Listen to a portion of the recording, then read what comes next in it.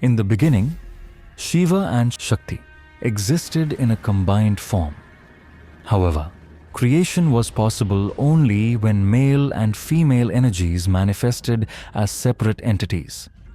Hence, Lord Brahma urged them to separate for the sake of creation.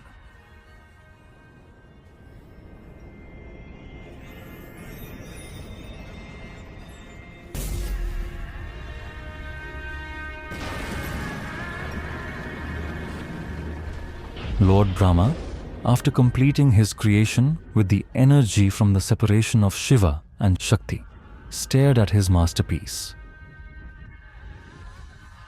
A perfection, he thought to himself. However, it lacked soul. It lacked chirping of the birds, bubbling of the brooks, whistling of the winds, and rustling of the leaves. It lacked something quintessential. It lacked life. Lord Brahma sat into a deep trance, focused on creating the very thing that would ultimately complete his masterpiece.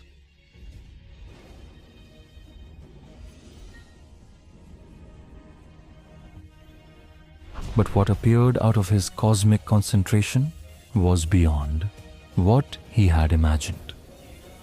A woman of cosmic beauty, dazzling through the darkness of the space, wrapped in white, adorned with floral ornaments. With all her forearms, she held a lotus, a veena, and the Vedas. Epitome of femininity, a bright aura emanating from her divine form, a peaceful smile resting on her bright face. A sweet melody, strumming forth from her veena, echoed across the edges of the universe. A million hymns burst forth from her form, flowing through everything in existence, filling them with vitality. Since she was the one who let her essence flow abundantly, she was Saraswati, goddess of knowledge, art, music, speech, wisdom, and learning. Such was her beauty. Brahma couldn't take his eyes off of her. He followed her wherever she went. And hence, to hide from Brahma's prying eyes, Saraswati fled to earth and disguised herself into female forms of various species. Lord Brahma followed her and himself took the male forms of the organisms, just to be with her. As their form transitioned from one species to another, they cast behind male and female forms of fishes, birds, animals, insects, and everything in between. Thus, in the wake of their cosmic hide-and-seek, life unfolded and came to be.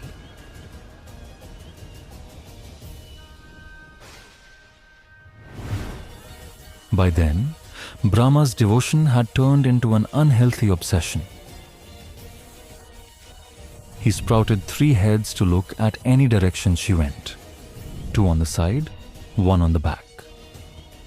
Without anywhere else to go, when Saraswati ascended above, Brahma sprouted a 5th head looking upwards.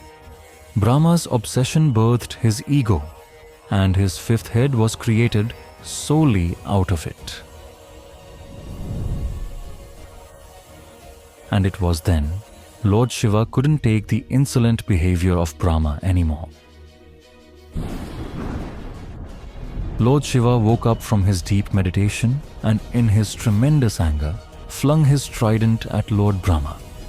In an instant, Shiva's mighty trident beheaded Brahma's 5th head of ego.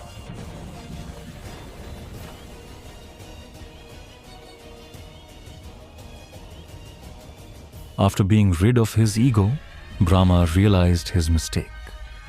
He realized that his part in the creation was only 1/3, for the creation was possible only with the energy of Shiva and Shakti, while Goddess Saraswati breathed life into it. And even that part of his was blotched by his insolence. He asked Shiva and Saraswati for forgiveness. Forgoing his ego helped him realize that it was Goddess Saraswati who had the knowledge of life. He simply followed her lead and became instrumental in the process of its creation. Devi Saraswati, the goddess of wisdom, smiled at him. Knowing that Lord Brahma had gained paramount wisdom through it all, she then took her place beside the creator of the universe. For no creation is possible without knowledge.